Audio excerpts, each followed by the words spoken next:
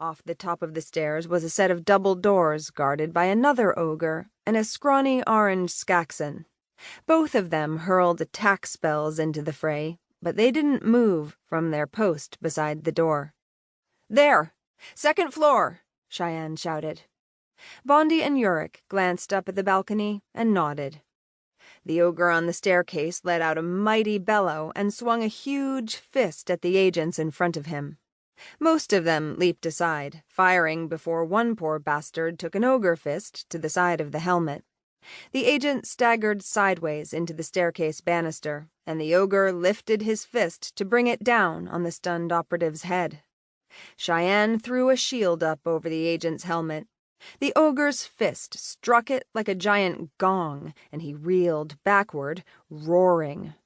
"Let's go!" She led her new fro friends past all the fighting, dodging flying spells and throwing up shields to keep whatever agents she could from getting a face or a belly or a back full of criminal magic. Yeah, I think I'm getting the hang of this. They reached the bottom of the staircase as the stunned agent against the banister gained his footing. The other four trained their fell weapons on the bellowing ogre. Yurik detached one of the round black grenades from his belt and shouted, "Fell fire in the hole!" The agents nearly skidded down the last few steps before the muscular goblin launched the fell grenade. It struck the ogre in the chest and stuck there, flashing green light before it erupted. The mansion trembled, and dust and bits of chipped plaster rained down on everyone. The ogre bellowed and crashed against the wall following the staircase. "Damn it," Yurik spat. "They just don't go down." The ogre pushed himself back up to his feet, shaking his head.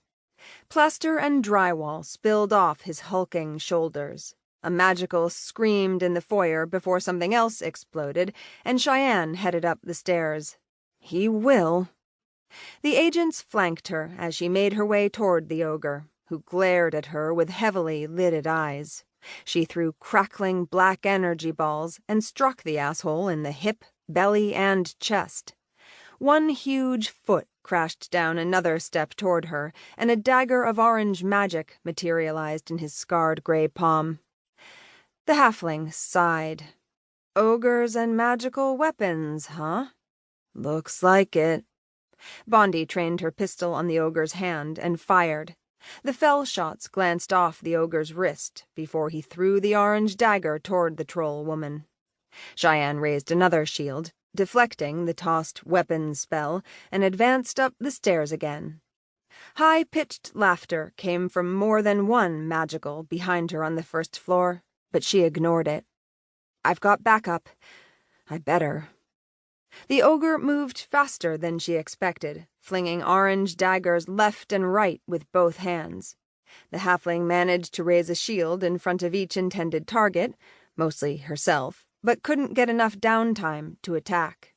Then the Skaxan and the other ogre guarding the door upstairs started flinging spells at the fro agents and the drow halfling. A shrill, maddened cackle escaped the Skaxan's gaping orange mouth. Bondi aimed her weapon at the balcony and squeezed off a quick round. The banister exploded in shards of green light and wood. Then the magicals upstairs were fully engaged, too. "We'll keep 'em busy," another agent shouted. Cheyenne dodged another orange dagger from the ogre's huge fist and used that moment to lash out with her black tendrils. They curled around the hulking gray magical's wrists, tightening instantly. For a moment, the half-drow and the ogre struggled against each other, their strength nearly matched. Then the ogre quit trying to spread his arms and jerked them up instead. That yanked Cheyenne up the stairs. Grunting, she caught herself on the next step just before the ogre reared sideways and threw his wrists in a sweeping arc over his head and up the stairs toward the second floor. The halfling flew, too, barely avoiding the bursts of purple and red magic shooting through the mansion. She crashed against the wall at the top of the stairs, grimacing while the ogre chuckled and headed toward her. Her black tendrils drew back, and she kicked herself off against the wall to enter drow speed.